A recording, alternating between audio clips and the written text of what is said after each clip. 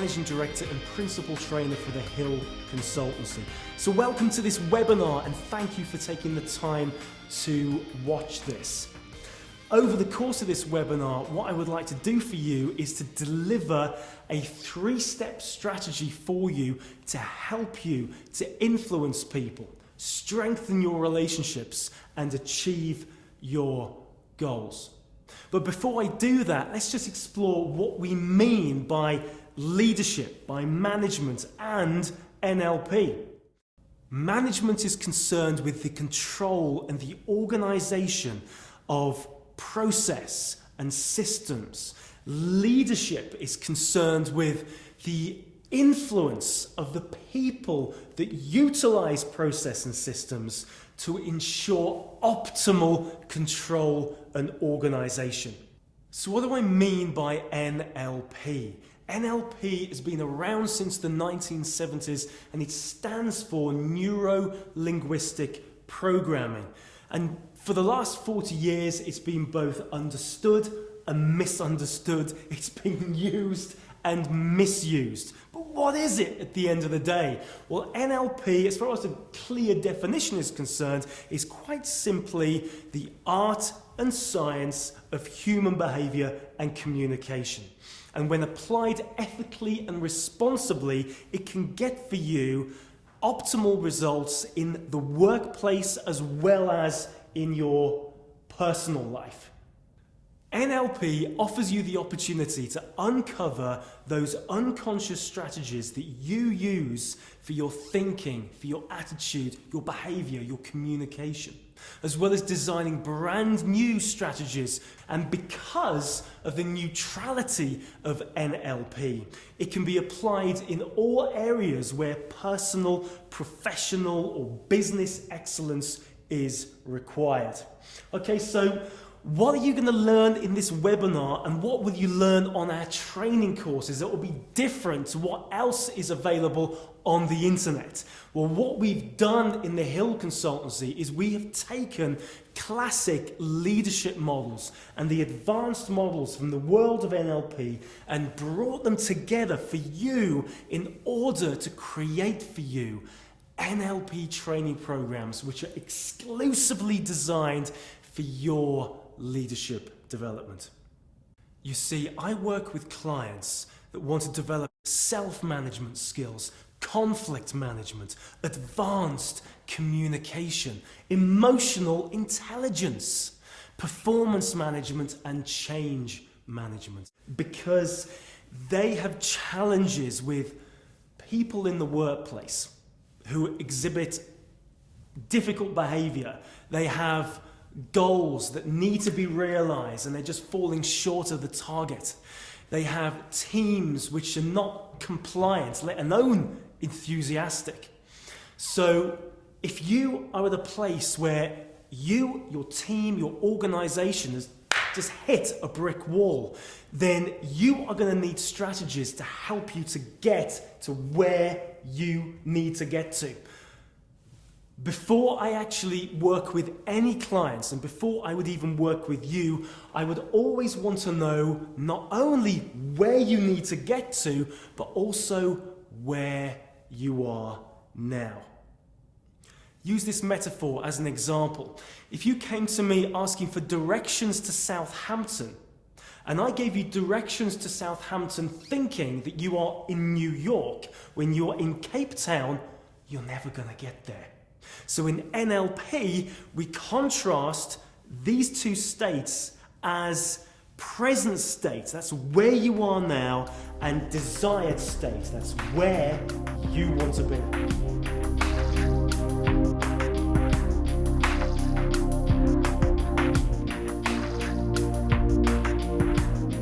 You see, if you were to say to me that you're not quite hitting the mark when it comes to hiring people, firing people, leading team meetings, general day-to-day project management, one of my first questions to you will be, how do you currently do what you do? You see, I'm interested in knowing what your current unconscious strategies are to achieve those negative outcomes. Because without knowing what your unconscious strategies are, you're not going to know what steps in those strategies need to be replaced. And that's crucial before designing a brand new strategy to get you to where you need to go.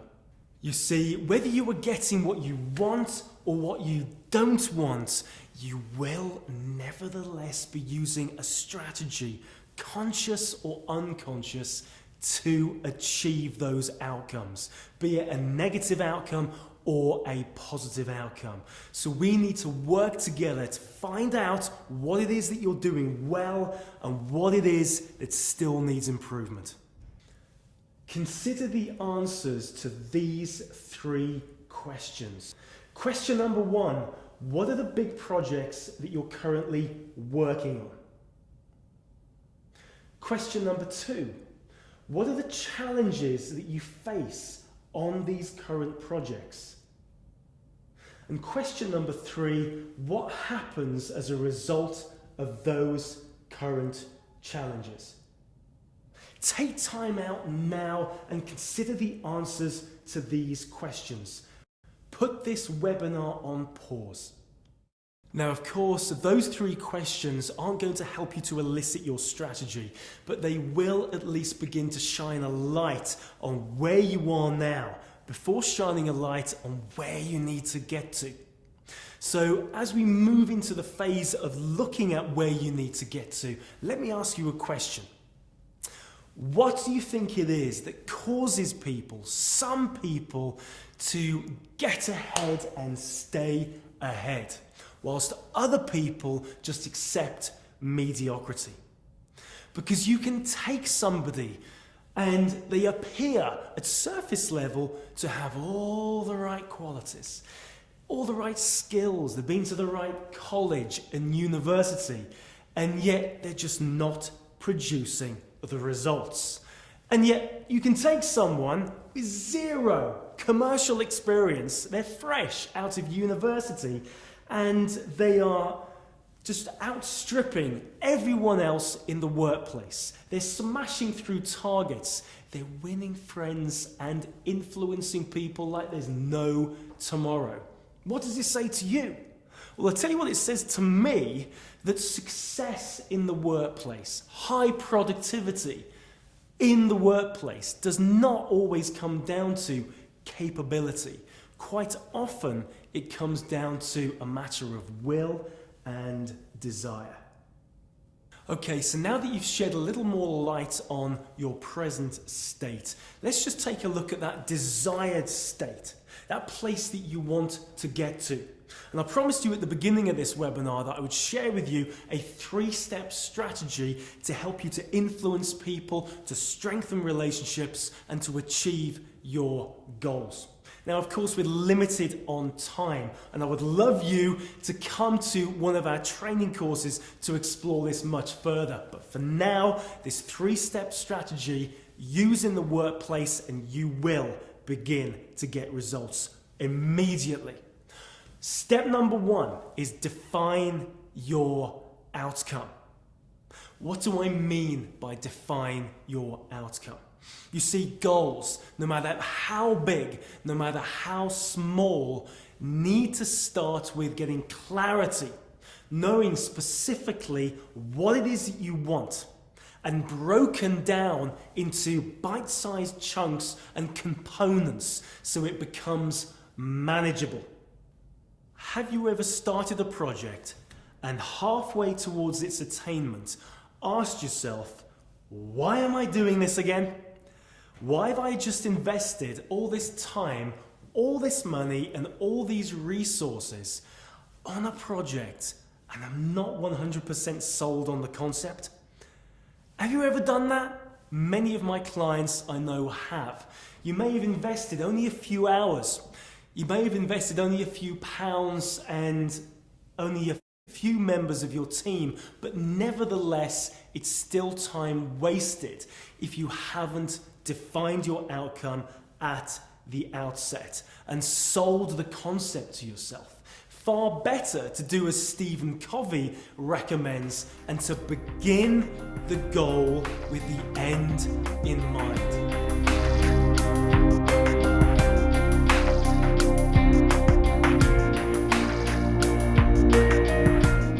Let me tell you a story.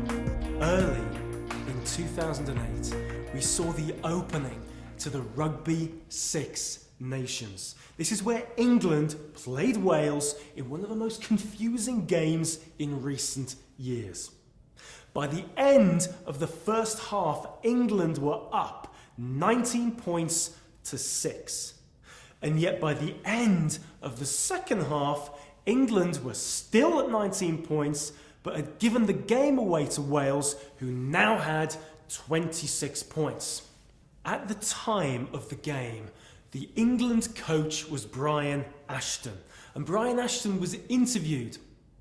And on television, he was asked what happened. And he says to the camera, "I just don't know." Because at the beginning of the game, we had an agreement not to feed Wales the ball.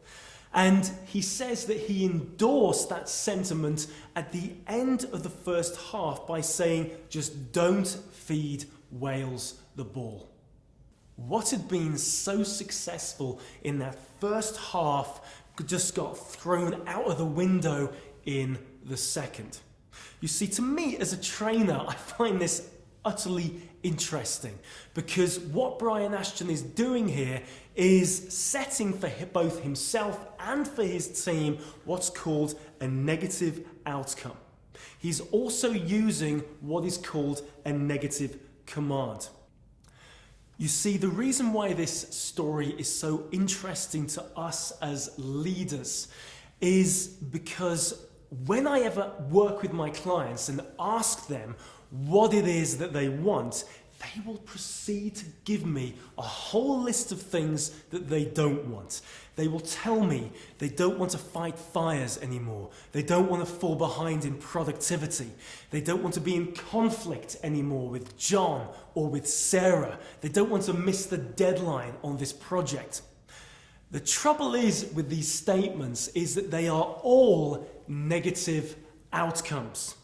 And the trouble with a negative outcome is that the brain, the human mind, cannot process a negative outcome without thinking about it. You see, you have to think about what not to think about in order not to think about it. If I was to say to you, don't look down, or don't get nervous, or don't get stressed, what are you having to think about in order to compute what it is that I'm saying? Looking down, getting nervous, getting stressed? It's highly likely.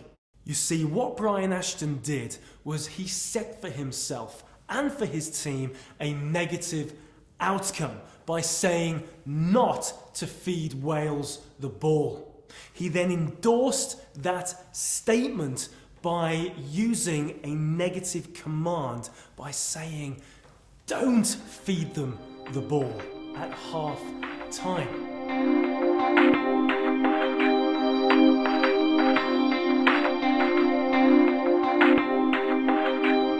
Contrast this management style, if you will, with the management style of a Walt Disney, who left behind a $30 billion legacy. This was a man that was obviously a visionary. This was a man that was able to define his outcome. He knew what he wanted. At the opening of Walt Disney World in Orlando, of course, Walt wasn't there. Walt had died some time before, but Roy Disney, his brother, attended. A young reporter interviewed Roy Disney and said to Roy, "Isn't it a shame that Walt never got to see this?" And Roy said, "Walt did see this, and that is why you are seeing it today." Defining your outcome is an absolute prerequisite for goal setting and planning. Now, it's not necessary, of course, to be so goal-oriented that it's all we think about. It's just ridiculous. But it is useful to let the brain know the direction in which we are headed. Because whatever you focus on, you're just going to get more of it. Think about what might actually happen if you don't define your outcome. Is there a chance you might just end up drifting and not hitting that target that you've set for yourself?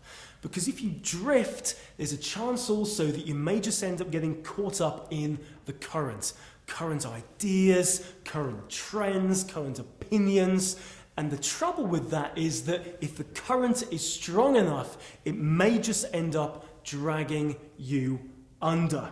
And if you're dragged under by the current, you could see the competition sail on by simply because they've anticipated change, crisis, and future probability. Far better to stop drifting and get out of the boat altogether and to stand on that riverbank and take stock of your current situation. Become objective about your leadership style, about your team, and about your organizational vision and mission. And you may find that you need to reset your outcome entirely. So my question to you is, what is your outcome for your business, for your team, for your organization, for your career? Take time out now and consider the answers to these questions. Put this webinar on pause.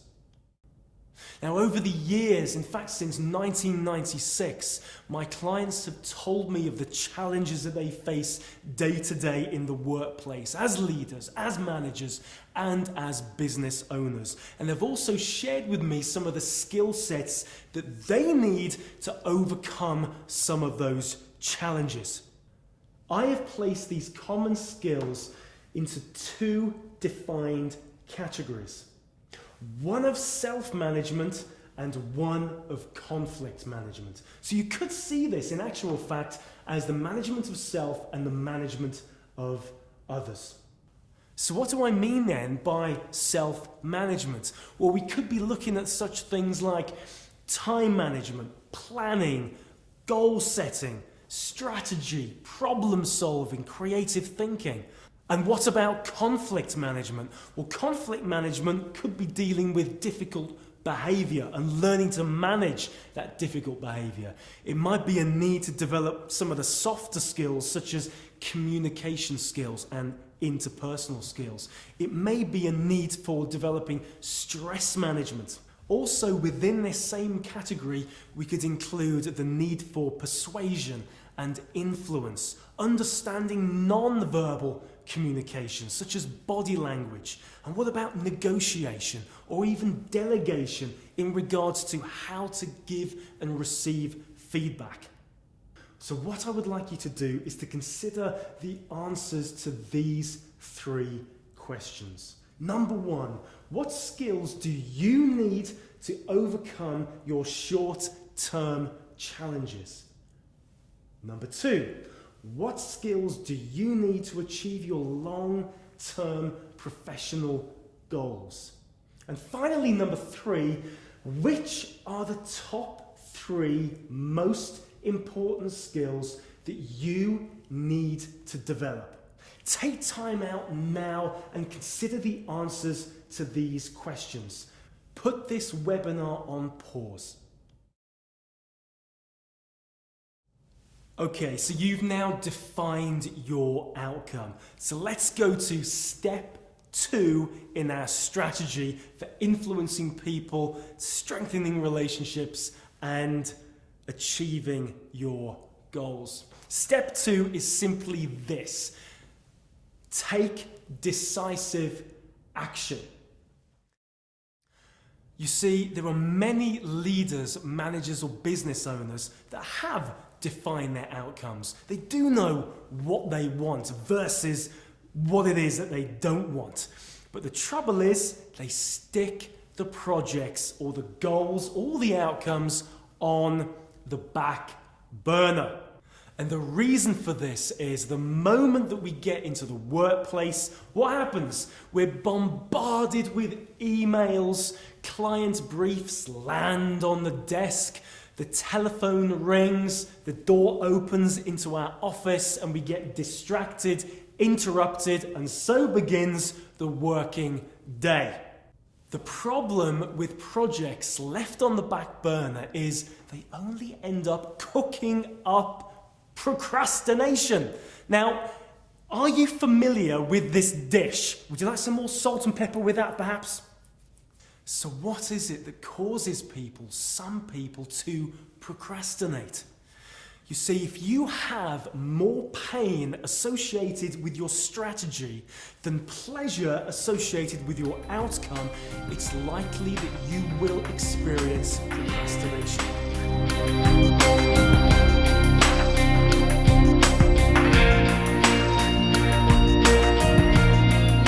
Also, if you have defined your outcome but haven't yet defined your strategy or done at least a risk analysis, you could be nurturing the fear of the unknown. And these two things, more than anything else, will cause you to procrastinate. Procrastination will lead to the paralysis of not only your project, but possibly your business or your organization. That paralysis will prevent you from becoming the business owner, the leader or manager that you are destined to become. The best way to deal with your fear is to face it head on and to design coping strategies for the worst case scenario. You see, it's possible for all of us to influence people, to strengthen those relationships, and to achieve our goals. But why don't so many more people do that? It's not about what it is that we're capable of. I introduced this webinar with that statement, but it's about what you are willing to do, what you decide to do, and the action that you take. Allow that fear to serve you. It has a message, it has a purpose for you. Understand the meaning and that message. So instead of asking yourself, how painful is this process going to be? Ask yourself a better question, such as, how can I achieve my outcome whilst avoiding the potential danger?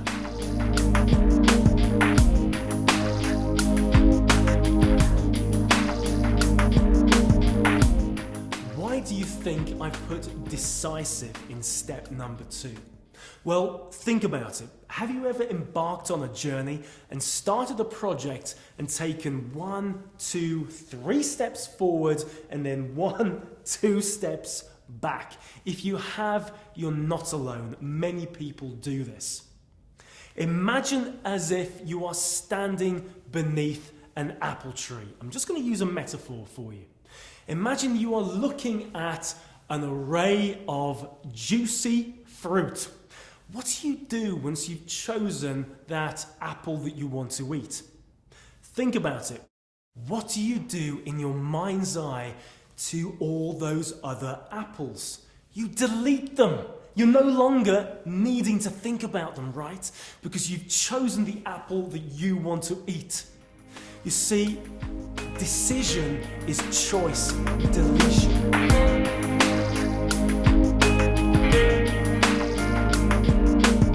However good choice is, and in NLP we have a principle known as a presupposition in NLP that choice is better than no choice. The problem with too much choice is that it leads to overwhelm. The amount of times I've had the privilege of being invited into my clients' offices, and when I get there, I see mountains of paperwork, unopened mail, I see emails that are not yet dealt with, I see things that are just undone. The problem with such things is that if they are in your peripheral vision, meaning that your unconscious mind is aware of them visually, Each of those tasks, each of those activities will be shouting or at least communicating their message to you that these things are undone. A key habit to all progress is this: take immediate action in the moment that follows any decision. You see, indecision can just be a yoke around our necks. It can strangle us. We can end up being overwhelmed with a huge to-do list. It's not conducive to high productivity.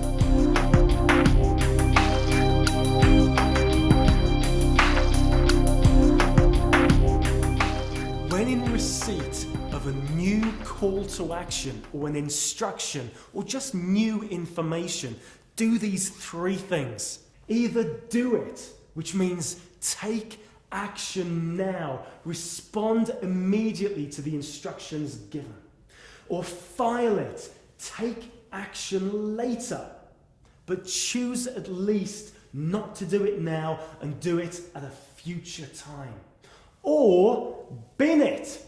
Take absolutely no action at all because you've decided in that moment it is of no use to you whatsoever. Choosing just one of these three options will help you to improve your productivity by deleting those things that are just wasting your time, or at least helping you to get done those things that are just outstanding. Bring to mind now those top three skills that you decided are of the highest importance to you, and consider for a moment what the consequences will be to you if you take no action whatsoever and stay exactly as you are. Also consider what the benefits will be to you if you do take action now. It develops for us a sense of urgency and gets us as far removed as possible from that place we call procrastination. So consider the answers to these three questions.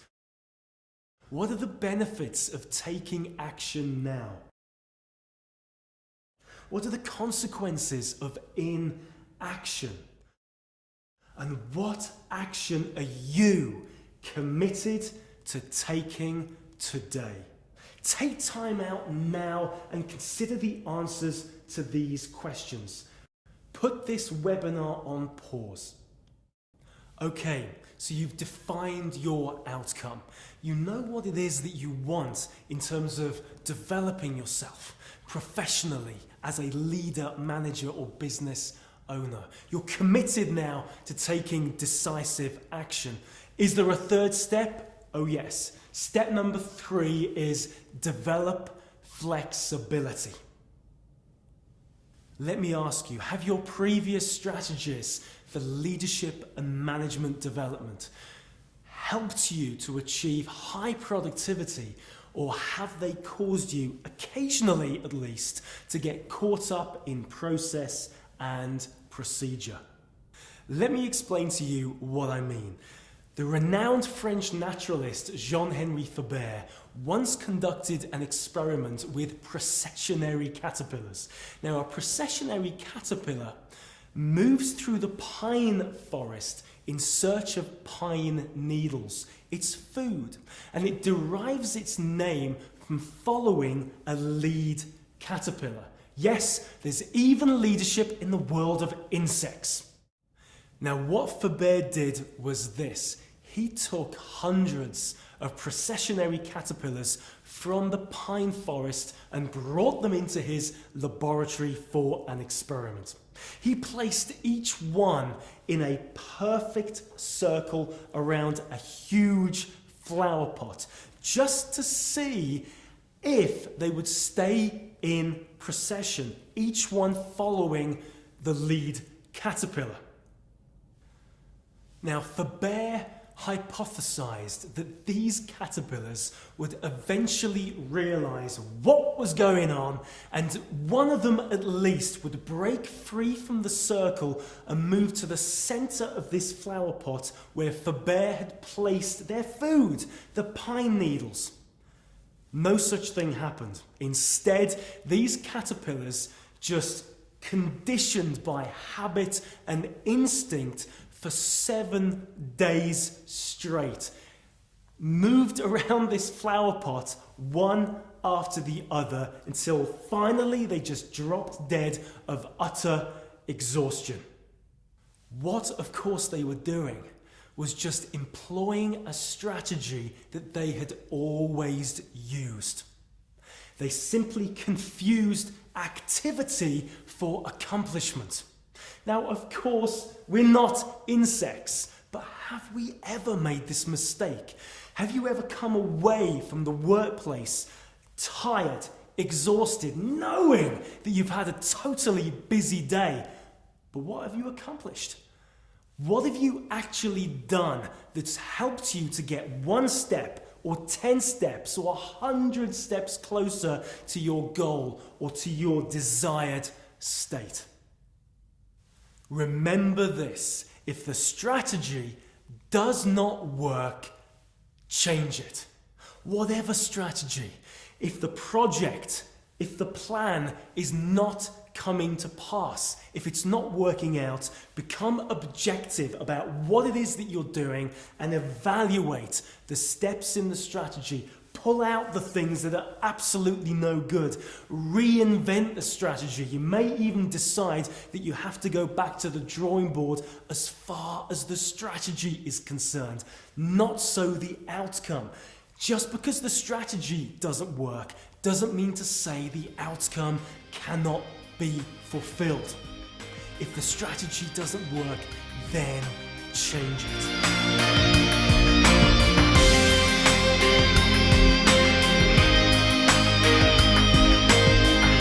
Quite often I have my clients tell me, Nicholas, I have tried everything to get the relationship to work, to resolve the conflict, to manage the change, to drive that team performance, but it's just not working. And I simply respond with, everything? You see, by using global generalizations, it's not very helpful, because all it does is just cloud your thinking about what it is that you really have done. Have you really tried everything? Have you tried 1,000 different strategies? Have you tried 100? Have you tried 10? Or have you just tried these 1, 2, or 3 things over and over again, and it just has not worked out? Of course, your response to me might simply be, okay, well, I've changed the strategy, but what if that doesn't work? My suggestion again is do something else. But what if that doesn't work? Again, do something else in accordance with good values, good morals, integrity, with ethics. After over 1,000 attempts to get his chicken recipe endorsed, Colonel Sanders eventually persuaded Pete Harmon to partner with him. After over 2,000 experiments to invent the electric light, Thomas Edison was asked by a reporter, so how does it feel to have failed 2,000 times? Edison replied, I have not failed 2,000 times. I have simply found 2,000 ways which do not work.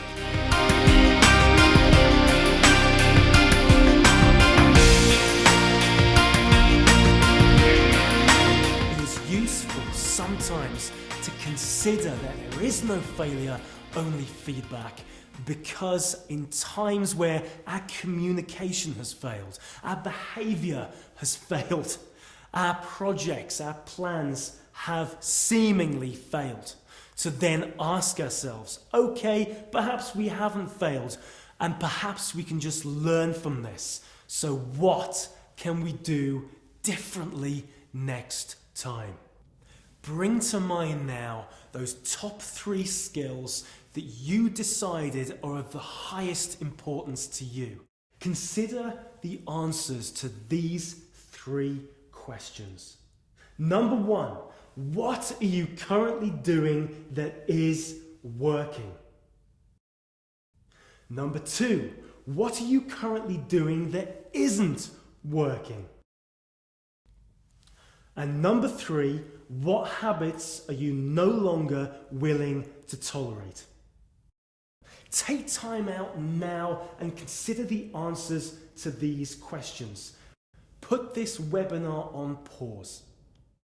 In this limited time available, I've only been able to share with you a very tiny taster of what I mean by NLP in leadership.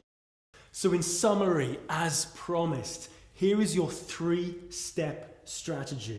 Step number 1 is define your outcome. Remember that clarity is absolutely essential for getting and achieving your goal.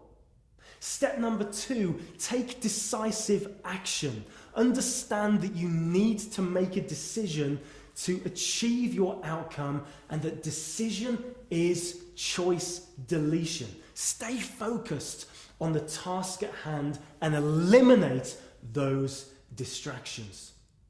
Step number 3, develop flexibility. Remember, if the strategy doesn't work, then change it. Be flexible. Do something else. If you've been watching this webinar on the Hill Consultancy website, then you will notice just above my head a search bar. I'd like you to consider, just to help you, what those top 3 skills are that you would like to develop again, and just type them into the search bar individually and press search and see what comes up. Alternatively, just click the button that says topics, which will take you to the page which contains all of the topics and specialist fields, and then scroll down alphabetically to find the skills that you would like to develop. You can, of course, click the training button and go directly to the pages of your choice. Thank you for taking the time out to watch this webinar all the way through. That to me demonstrates that you are committed to your professional development, and you're exactly the kind of person that we would love to work with. So today, please pick up the phone, open an email and contact us. We want to get to know you. We want to know how to help you to get to that next level. Until then, we greatly look forward to hearing from you. It was great fun, it was well delivered, it was well managed, the content was superb, and I learned a great deal. If I had one regret about the course, it's that I probably didn't do it sort of 5 or 10 years ago, because I feel the results I would have benefited from would have been outstanding. My productivity and sales have improved by 21%, and they are still improving. This will guarantee my business to go from here all the way up to the top. An astonishing amount of new material for me that I'd not come across before. I suppose that, like a lot of people taking a course, you wonder whether it's really going to do you any good or whether you've heard it all before. And then I suddenly discovered that actually it was fresh, it was challenging. I found it, the transformation over the 4 days, over a period of almost a month, to be quite startling. Whilst I always accept that there's an ability to grow, I was surprised by how much I had grown, developed, matured even in certain aspects of my behaviours, especially in a group situation. The first couple of days I found were dynamic, the changes they could make to me quite quickly in terms of stepping into roles. I could almost feel myself growing. I now have a far better appreciation of the tools and techniques in NLP and how they can be applied in the business context. The advantage of the course was by bringing it to conscious mind, by polishing the techniques, I can do this management in a more planned and coherent way and more consistent, not dependent on my mood on the day. The things that I already knew were revised and given a fresh touch. I got a really three-dimensional look at some of my older knowledge and updated some ideas too. So I'm taking home some really fine first-class stuff. I've now got the tools to go away and look at, when I'm engaging with my clients, to listen more to what they're saying, a more in-depth understanding of their body language. Anybody who cares about their business, their staff, their relationships with their customers, their buyers, their prospects would do well and would learn so much from the jewels, these gems. I'm now able to recognise how I'm going to be relating to other people, and I've been able to recognise now some of the gaps in my vocabulary. My organizational skill and time schedule methods have improved, benefiting from relationship with my team in Italy, generating less stress and more better communication among us. What happens in this training is that through the practical exercises that you do, you're actually able to use that tool that you've been given and know that you can go away and use that tool again. And I had confidence with the Hill Consultancy to look at my leadership styles. Before it was something I thought this is the kind of the leader I am, I'm going to stay this way. But now, because of working with the Hill Consultancy, I'm prepared to look at my leadership style quite regularly and actually see whether the style fits where the business is at the time. It's the critical thing is being able to build rapport. Previously, when I've not instantly got on immediately with someone, then I've not known what to do and I've just given up. But I think some of the things I've been taught have given me different avenues to explore and many more opportunities to get on with these people. I'd just like to publicly thank Nick very much indeed. Thank you.